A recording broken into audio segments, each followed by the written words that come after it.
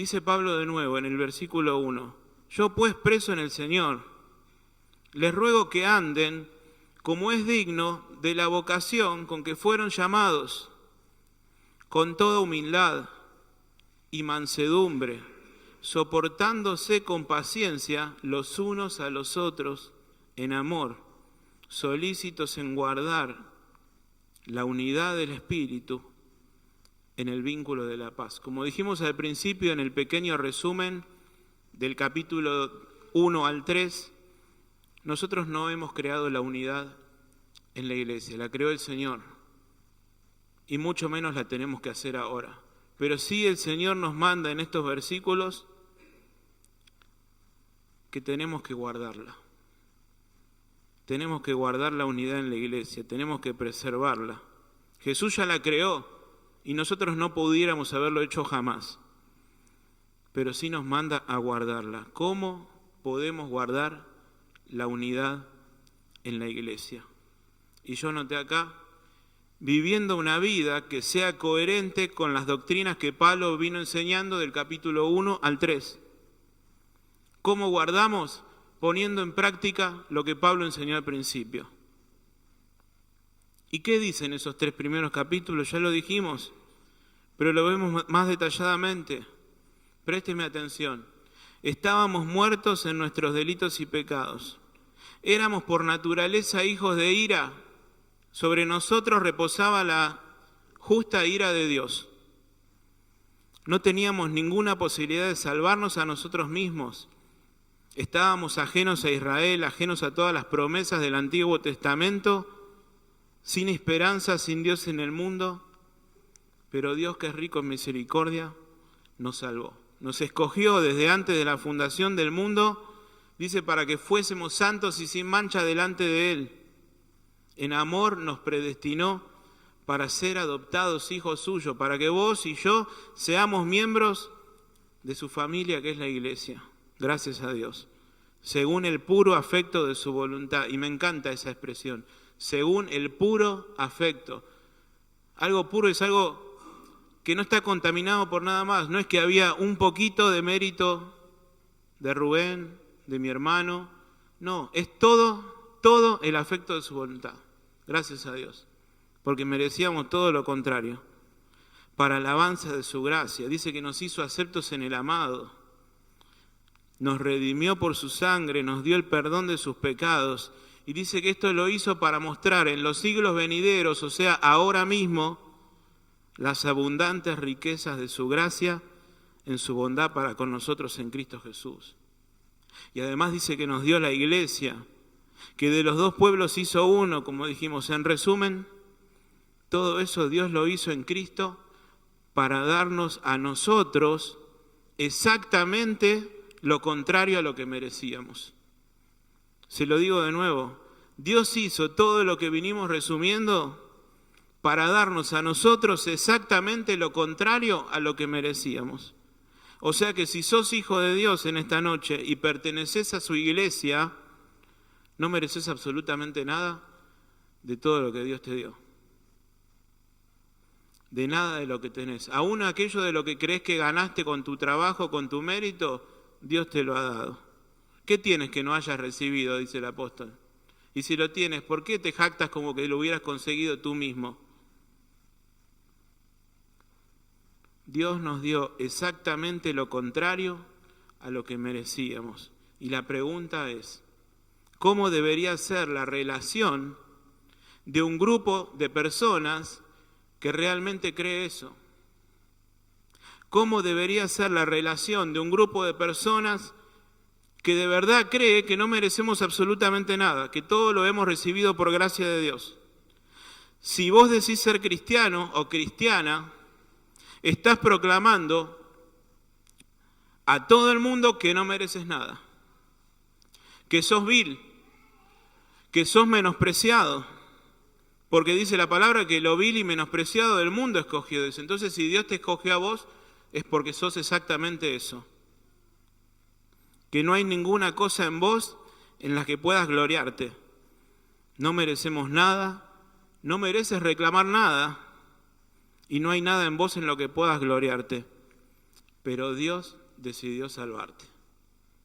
Así no mereciendo nada, Dios decidió salvarte. Dios decidió amarte a vos y amarme a mí. Nos hizo miembros de su familia por el puro afecto de su voluntad. Te amó aún mucho antes de que vos pudieras hacer algo para que lo ames. Porque dice que nos escogió antes de la fundación del mundo, cuando solamente estábamos en el pensamiento de Dios. ¿Qué hiciste vos y qué hice yo para que Dios nos amara? Nada. No hay ningún merecimiento en nosotros. De hecho, en Efesios 2:8, Nahuel nos dijo, no por obras, 2:9, para que nadie se gloríe. No soy merecedor de nada, no sos merecedor de nada, mi hermano, mi hermana, usted no es merecedora de nada. Preguntamos de nuevo, ¿cómo debería ser la relación de un grupo de personas que de verdad creen eso? Bueno, lo dice Pablo en estos versículos que le hemos leído. Solícitos en guardar la unidad del Espíritu en el vínculo de la paz. Hagan todo lo posible, dice la Nueva Traducción Viviente, por mantenerse unidos en el Espíritu, enlazados mediante la paz. Con humildad, con amor, soportándonos con paciencia los unos a los otros. Comprendiendo esta verdad del no merecimiento, no debería ser difícil el ser solícitos en guardar la unidad del Espíritu en el vínculo de la paz, pero a menudo lo es. A menudo es difícil, y lo es por el pecado que mora en nosotros. El pecado que hay en nosotros hace que seamos incoherentes muchas veces con lo que decimos creer. El pecado hace que seamos contradictorios muchas veces con lo que decimos creer. Por todo lo que dijimos anteriormente, todo lo que no merecíamos, todos lo creemos, todos aceptamos, sí, Señor, no merezco nada. Pero en la vida práctica, muchas veces mostramos incoherencias por nuestros comportamientos, por el tuyo y por el mío, hermano. Y si vos haces una radiografía de algún problema en la iglesia, porque si no te enteraste, hay problemas en la iglesia, haces una radiografía, vas a encontrar en todos algún puntito que tenga que ver con el orgullo. El orgullo nos hace creer que merecemos lo que decimos no merecer, hermano. El orgullo nos hace creer que merecemos lo que decimos no merecer. ¿Y cuál es la solución? Debemos pedirle a Dios, orar, que Él achique esa brecha que existe entre lo que decimos creer y lo que realmente creemos. Pedirle en oración que continúe haciendo la obra en nosotros e intentar poner en práctica lo que dice el versículo 2. Sean siempre humildes y amables, sean pacientes unos con otros y tolérense las faltas por amor. Porque créame, hermano, que si realmente creyéramos lo que decimos creer, nuestra actitud frente a los demás sería otra. Les propongo un ejercicio. Cuando alguien hable mal de vos, te hiera, sientes que alguien te ha ofendido o maltratado, recuerda quién eres sin la gracia de Dios. Recuerda quién eras sin la gracia de hoy. Y cantamos muchas veces, ¿dónde estaría hoy si no me hubieras rescatado? Sería como un pájaro herido. Andaría vagando sin rumbo y sin dirección. Por más mal que alguien te haya tratado, o más injustos que hayan sido, yo anoté acá, y piense si es verdad, hermano, todavía se queda corta esa persona con lo que realmente merecemos por nuestro pecado. ¿O no es verdad? Como dicen los chicos, nos hicieron precio porque soy mucho peor de lo que dijeron que soy. Hay una frase que a veces circula en internet, el problema no es que hablen mal de mí, el problema es que sea verdad. Porque a veces nos hacen precio, ¿no? Lo que vos y yo realmente somos, mirado con la lupa de Dios, es realmente mucho peor de lo que puedan decir de vos y de mí, hermano. Porque como dijimos, Dios escogió a lo menospreciado y a lo vil. Y si Dios te escogió es porque eras eso. Si Dios te escogió es porque eras eso. Sean siempre humildes, dice el versículo 2. La humildad lleva a tener una imagen correcta de lo que somos. Eso nos lleva a ser amables, a ser pacientes, a soportar unos a otros las faltas por amor. Pero muchas veces hasta oramos, Señor, soy lo menospreciado, Señor, soy lo vil. Pero hasta que un hermano nos dice, vení, menospreciado, pará, ¿por qué me decís así? ¿Y no era que dijiste que eras menospreciado? No creemos realmente lo que decimos creer. La unidad de la iglesia es promovida cuando la doctrina correcta nos lleva a vivir y a sentir de una manera correcta. La unidad de la iglesia es promovida cuando la doctrina correcta, la enseñanza de la palabra de Dios, nos lleva a vivir y a sentir de una manera correcta. El ser conscientes de lo que somos y de que a pesar de lo que somos, Dios nos ha llamado y salvado, nos lleva a vivir una vida que agrada a Dios, y como resultado de eso se produce la unidad de la iglesia. Cuando realmente somos quienes somos y que somos conscientes de lo que merecíamos y que a pesar de eso Dios nos amó, nos salvó, nos hizo miembro de su familia. Y ser consciente de lo que soy y que mi hermano es igual a mí y que merecíamos exactamente lo mismo, el infierno. Dios nos sacó de ahí y nos introdujo en su iglesia. Y qué bueno que tengamos constantemente una idea de eso y vivir en consecuencia. Por lo tanto, yo, prisionero por servir al Señor, dice el apóstol, le suplico que lleven una vida de acuerdo al llamado que recibieron de Dios, porque en verdad han sido llamados. Sean siempre humildes y amables, sean pacientes unos con otros, y tolérense las faltas por amor. Hagan todo lo posible por mantenerse unidos en el Espíritu y enlazados mediante la paz. Punto 2. La diversidad en el cuerpo de Cristo. Acá Pablo nos dice que somos un cuerpo. En el capítulo 2 nos decía que la iglesia es un edificio. Pero somos un cuerpo unidos a otros por aquellas cosas que tenemos en común, y que esas cosas que tenemos en común superan ampliamente las diferencias que pudiéramos tener. Las cosas que tenemos en común en el Señor son mucho más fuertes y superan grandemente las diferencias que pudiéramos tener como personas. Dice Romanos 12:5, siendo muchos, somos un cuerpo en Cristo y todos miembros los unos de los otros. Qué lindo. Siendo muchos, somos un cuerpo en Cristo y todos miembros los unos a los otros. Ese es el milagro de Dios de la iglesia. Que solamente Dios puede hacer posible que un grupo totalmente distinto uno de otro, personas, nos juntemos en este lugar, como unidos. Que si no conociéramos al Señor, ni nos conoceríamos, ni nos relacionaríamos, ni nada por el estilo. Pero Dios es grande y solamente lo hizo por su misericordia. Dice 1 Corintios 12:27, y ustedes son el cuerpo de Cristo y miembros los unos a los otros en particular. Versículo 4 del capítulo que estamos estudiando. Un cuerpo y un espíritu, como fuisteis también llamados en una misma esperanza de vuestra vocación.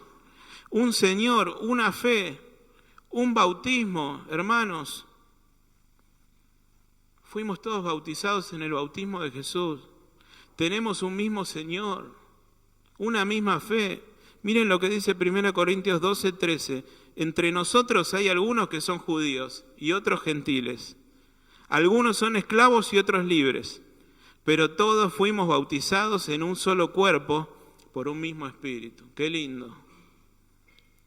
Y todos compartimos el mismo espíritu. No somos de diferentes clanes enfrentados, hermanos. Tenemos un mismo Señor, una misma fe. El Espíritu Santo nos bautizó, dice, nos sumergió, nos introdujo en un solo cuerpo y no es nada más y nada menos que el cuerpo de Cristo. No es que usted está en un cuerpo y yo estoy en otro. El Espíritu Santo nos bautizó, eso quiere decir no el bautismo de agua, nos introdujo en el cuerpo de Cristo. Sigue diciendo en el versículo 6, un Dios y Padre de todos. Y me encanta eso, porque mi Padre es tu Padre, y es el Padre de mi hermana, y es el Padre de mi esposa, es el Padre de todos los que hemos sido salvados, el cual es sobre todos y por todos y en todos. Eso significa que si vos tenés al Padre y al Hijo y al Espíritu Santo, tenés a toda su familia. ¿Viste cuando dicen, los chicos dicen mucho, bueno, yo me voy a casar con ella nada más, no con toda su familia? Te vas a casar con toda su familia. Te vas a casar con la madre, con el padre, con los hermanos, con los tíos, con los abuelos, con todos. Y si vos pertenecés a la familia de Dios, si vos pertenecés a Dios, te casaste con toda la familia de Dios. No la podés separar. Él es Padre de todos. Somos uno en el Señor, hermanos. Por lo tanto, toda diferencia que podamos tener no pueden separarnos, sino por el contrario, anoté yo, son oportunidades para mostrar el amor de Cristo con mi hermano, para mostrar qué actitud tendría Cristo con esa diferencia que tengo. ¿Qué haría Jesús en esta situación? La actitud que estoy teniendo, ¿Jesús la tendría con ese hermano? A veces hay miradas, a veces hay palabras, hay actitudes que Jesús no tendría, hermanos. Y lo digo para mí y lo digo para usted. ¿Qué haría Jesús? Y fíjense que unidad no es uniformidad, somos todos distintos. Pero Pablo nos enseña con este pasaje que la unidad creada por Jesús es perfectamente compatible con la diversidad que tenemos nosotros como personas. La unidad que creó Jesús es totalmente compatible con la diversidad que tenemos nosotros como personas. La unidad que creó Jesús es mucho más fuerte que cualquier diferencia que podamos tener vos y yo. Diferencias sociales, diferencias personales, problemas con el hermano. Nada se compara a lo que Jesús hizo por vos y por mí. La iglesia es un cuerpo formado por distintos miembros, pero somos miembros de un mismo cuerpo, dice el apóstol. Tenemos distintas funciones de acuerdo a los dones que Dios repartió a cada uno como Él quiso. Como Él quiso. Dice el versículo 7, pero a cada uno de nosotros fue dada la gracia conforme a la medida del don de Cristo. Dice la Nueva Traducción Viviente, no obstante, Él nos ha dado a cada uno de nosotros un don especial, mediante la generosidad de Cristo. Cada miembro de la iglesia funciona de una manera diferente. No hacemos todos lo mismo. Decía el apóstol, ¿acaso son todos manos, son todos brazos? No. Hablan todos lenguas, profetizan todos, exagerando el apóstol. Dice, no, todos hacemos cosas distintas.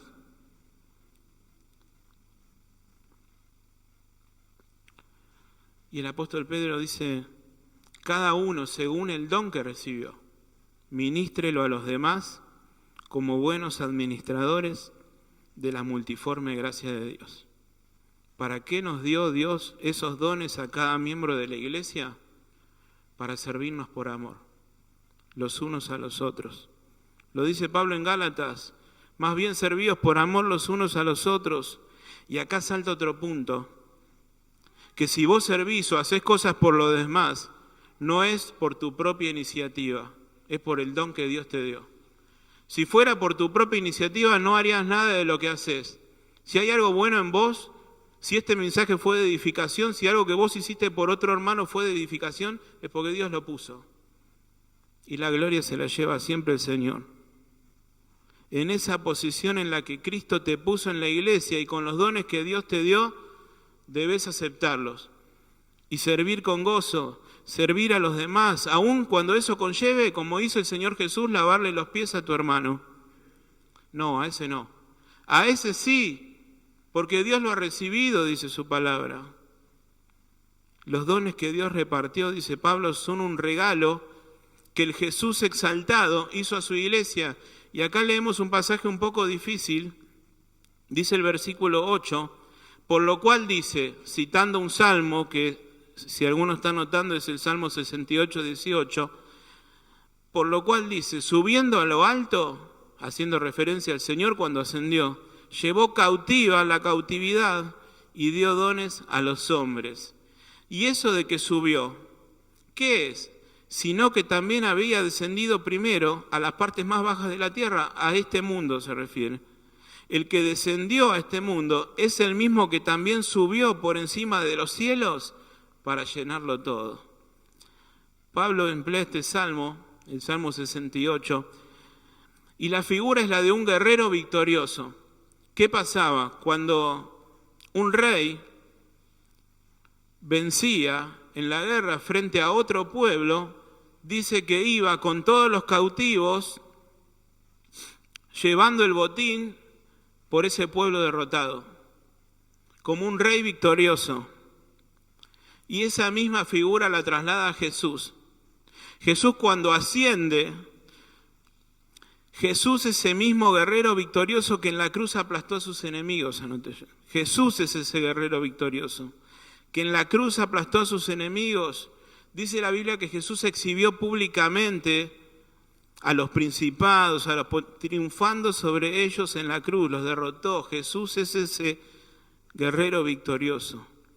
Y murió y resucitó y subió a lo alto, como Pablo dice acá. No como alguien derrotado, sino como alguien victorioso. Y Dios lo exaltó hasta lo sumo y le dio un nombre sobre todo nombre. Y en esa victoria llevó consigo un sinnúmero de almas que antes eran cautivas de Satanás y ahora son cautivas de él. Dios te hizo libre y luego te hizo cautivo por amor de su nombre. Subiendo a lo alto, Él liberó a los cautivos de Satanás y los hizo cautivos suyos. Y vos y yo, hermano, somos cautivos suyos. Somos esa cautividad que Jesús llevó por amor de su nombre. Y dice que el rey victorioso tomaba ese botín y lo repartía entre los suyos. Y Jesús hizo exactamente eso. ¿Cuál era ese botín? Los dones que Él repartió para la iglesia. Qué lindo que podamos considerar que además de salvarnos, además de amarnos, Dios nos sigue dando y dando y dando cosas. Pero no nos lo dio para nosotros mismos, nos lo dio para servir a los demás. Nosotros que éramos enemigos, fuimos convertidos en siervos suyos por amor. Y además de eso nos dio por lo menos un don a cada uno, por lo menos. De modo que la Escritura dice, tu pueblo se ofrecerá voluntariamente en el día de tu poder. Nosotros le servimos voluntariamente, hermanos. Le servimos por amor. El Señor nos tiene cautivados. Y debiéramos servir a Dios sirviendo a los demás. No existe eso de, bueno, yo sirvo al Señor y no hago nada por los demás. Servir a Dios es servir a los demás. Con los dones que Dios te dio y con los dones que Dios me dio a mí. Y hacerlo con amor, con gozo, con humildad, soportando con paciencia, como decía Pablo en el versículo 2. Amando y no dejando de amar. Pablo da una lista de dones breve a partir del versículo 11, que en otras cartas se explaya un poco más, pero dice, y él mismo constituyó, en el versículo 11, a unos apóstoles, a otros profetas, a otros evangelistas, a otros pastores y maestros. No sé cuál es tu don, hermano, pero si Dios te dio un don, si sos hijo, Dios te dio un don, y ese don te lo dio no para quedártelo, como aquel que escondió el talento en la tierra. Te lo dio para que sirvas a los demás. Te lo dio para que sirvas por amor, con humildad a los demás. La unidad en la iglesia, la diversidad en la iglesia y por último, el crecimiento en la iglesia. Dice el versículo 12, hemos avanzado rápido, pero podemos hablar un montón de este pasaje. A fin de perfeccionar a los santos para la obra del ministerio, para la edificación del cuerpo de Cristo. ¿Para qué son los dones que Dios dio a la iglesia? Para edificación del cuerpo de Cristo. Para edificación del cuerpo de Cristo. Vos y yo, hermanos, somos para edificación. No hay miembros en la iglesia que no hacen nada.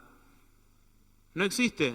Vos a veces estás sentado, bueno, yo estoy sentado, vengo a escuchar. No, hermano, vos sos para edificación. ¿Sabés cuántas veces un hermano o una hermana que está sentada, que por ahí hace un ministerio silencioso, me edificó, me consoló?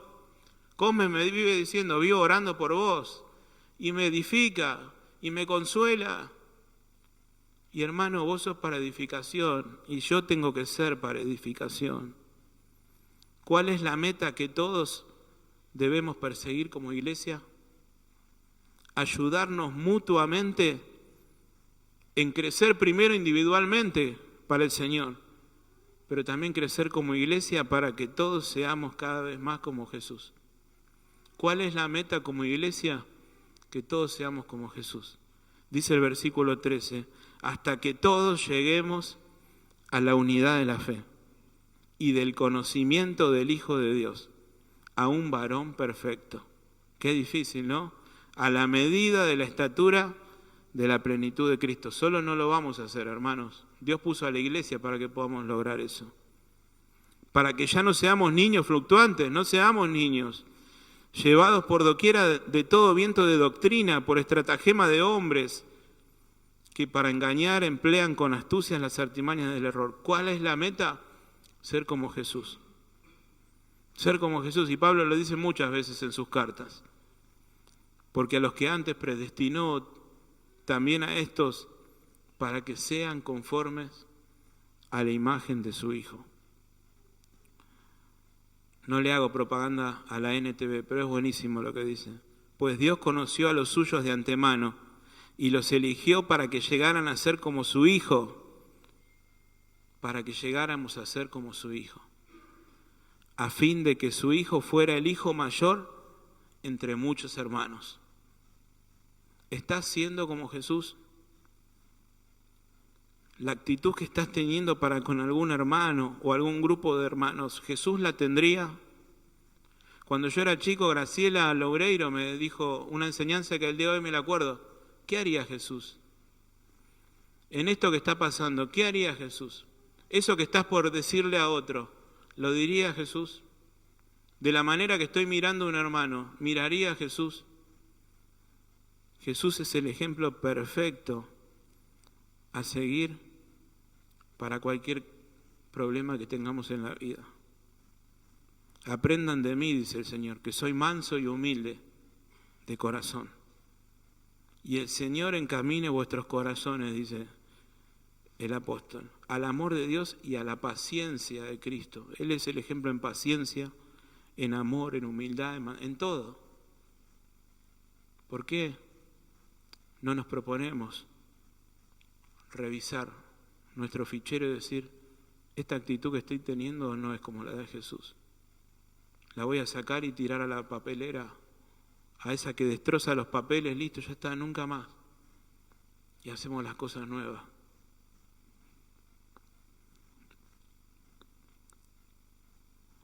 Y escuchen esto, y vamos terminando. La meta no es que podamos ser una iglesia con miles de personas.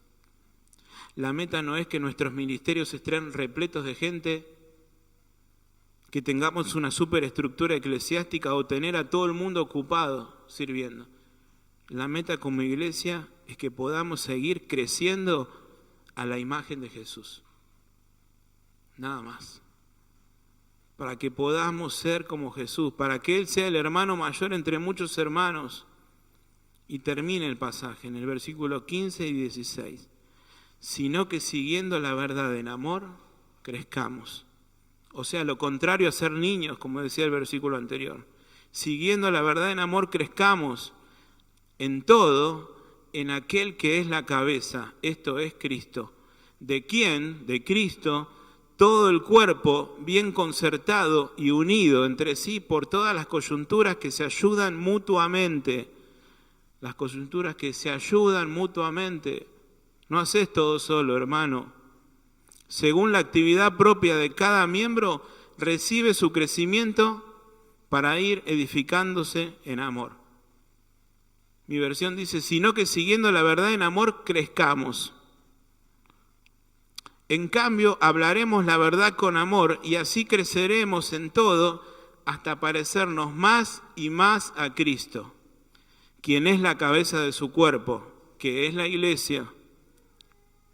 Él hace que todo el cuerpo encaje perfectamente y cada parte, al cumplir con su función específica, ayuda a que los demás se desarrollen y entonces todo el cuerpo crece y está sano y lleno de amor.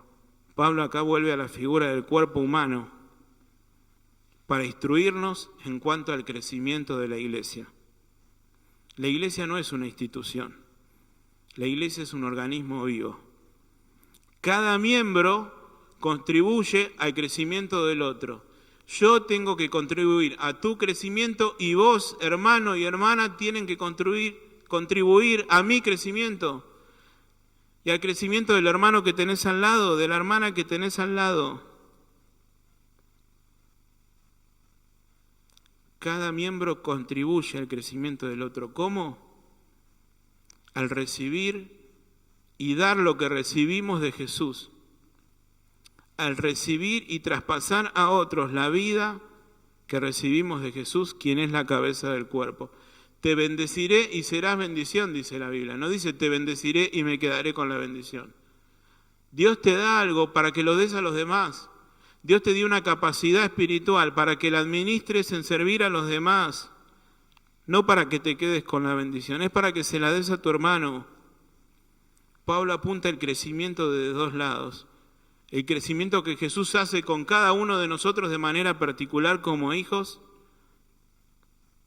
Y por otro lado, lo que nosotros tenemos que hacer para hacer que la iglesia crezca. Según esas buenas obras que Dios preparó de antemano, según el don que te dio, todo el cuerpo recibe su crecimiento, principalmente del Señor Jesús. Por sobre todo, no es que vos hiciste crecer a la iglesia, porque también pasa eso. Bueno, gracias a mí, gracias a vos nada, y gracias a mí nada. Gracias al Señor Jesús, que hace crecer a su iglesia, que hace que esté todo perfectamente unido a pesar de las diferencias. Qué grande que es Dios. Lo cual, lo que va a producir crecimiento en vos, si no lo estás teniendo, es que te acerques a la palabra de Dios. Es que te relaciones con Jesús, que ores, que leas su palabra. Y lo otro que produce crecimiento es la comunión, anoté yo. Es que vengas a la iglesia, que estés con los hermanos, que recibas de Dios por medio de lo que Dios le da a tu hermano. ¿De quién? De Cristo, todo el cuerpo bien concertado y unido recibe su crecimiento para ir edificándose en amor. Si estás aislado de la iglesia no vas a crecer nunca. Estás en problemas si estás desconectado. Estás en graves problemas. La comunión lo es todo, hermanos. Gracias a Dios por lo que estamos aquí. Oremos por los que no están. Siempre pido en los motivos de oración por los que están alejados. Oremos, hermanos. Oremos, llamémoslos. Vayamos a buscarlos. No tomemos la iglesia como una estación de servicio, voy a cargar nafta y me voy. Voy a cargar las pilas. Bueno, me voy a sentir bien y después me voy. ¿Qué doy yo? ¿Qué hago por el hermano? Según la palabra, vos venís a la iglesia para equiparte, para dar y servir a otros. Dice Hebreos 10:24, pensemos en maneras de motivarnos unos a otros a realizar actos de amor y buenas acciones. Pensemos en maneras de motivarnos unos a otros a realizar actos de amor y buenas acciones. Deseemos que la palabra de Dios produzca tal eco, anoté yo. Deseemos que la palabra de Dios produzca tal eco en nosotros, de modo que rebote de un miembro a otro. Debemos escuchar la palabra de Dios y pensar de inmediato cómo puedo bendecir a mi hermano. Salir de esta iglesia y decir en qué puedo ser de bendición al otro hermano. Con algún llamado, algún saludo, algún abrazo, algún regalo, ¿por qué no? Si me quieren regalar algo. Llamarlo y decirle, ¿cómo está tu vida? ¿Estás orando? Che, ¿estás leyendo la Biblia? ¿Puedo orar por vos por algo en particular? Me contaba Sebi, nos contaba en un grupo de amigos que una vez Nelly lo llamó porque operaban a Charo y dice, Sebi, ¿dónde estás? ¿En el trabajo? Bueno, no importa, cerrá los ojos que vamos a orar. Y oró Nelly por teléfono. Haz eso con tus hermanos, yo tengo que hacer eso. Tu crecimiento no solo te beneficia a vos, sino a la iglesia. No compartís la palabra de Dios con alguien la semana, no le mandás un versículo por WhatsApp a alguien, mirá, y no mandar un versículo para tirarle un palo al hermano, porque también se da eso. Mirá, esto me bendijo, te lo quiero compartir. ¿Lo haces? ¿Sabés que no le mandás un mensaje a alguien? Che, estuve orando por vos recién, que Dios te bendiga. ¿Sabés que le cambia el día a esa persona? No hace falta ser maduro espiritualmente para hacer estas cosas, anoté yo. Si son miembros de esta iglesia, Dios quiere beneficiar a la iglesia por medio tuyo. Dios quiere beneficiar a la iglesia por medio tuyo. Con cosas sencillas, Dios quiere que bendigas a otros. Sabés que todos los días oro por vos, decir un hermano, y hacelo. Pero yo sé a veces como el diablo nos engaña, porque a veces dice, qué bueno que estén enseñando esto a la iglesia, porque a vos no te llama nadie. Yo no estoy diciendo que a vos no te llame nadie, estoy diciendo que vos llames al otro y que yo llame al otro. Dios no nos salvó para ser servidos, nos salvó para servir. Y esta es la iglesia que Dios te puso. Estos son los hermanos que Dios puso para que ames, para que sirvas y para que hagas crecer. En una ocasión Jesús les preguntó a sus discípulos, les hago una pregunta, ¿quién es el mayor? ¿El que se sienta a la mesa o el que sirve? Y los discípulos respondieron bien, el que se sienta a la mesa es el mayor. Bueno, les dice Jesús, yo estoy entre ustedes como el que sirve. Nadie dijo nada. Estemos entre nosotros como los que servimos, como los que amamos, como los que llamamos, como los que abrazamos, siendo conscientes de lo que el Señor hizo en nuestras vidas. Que Dios nos